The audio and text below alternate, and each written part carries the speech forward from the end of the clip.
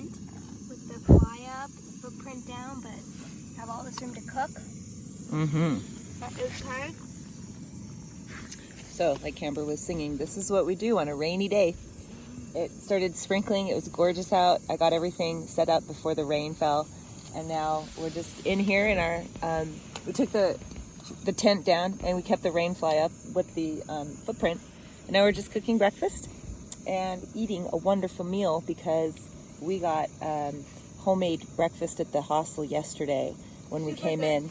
And it was super good. We brought the muffins that we had there and that we didn't eat because we were so full. So now we're eating muffins and we're having oatmeal and cocoa, just about.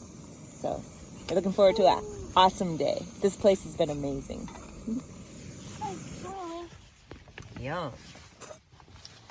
All right.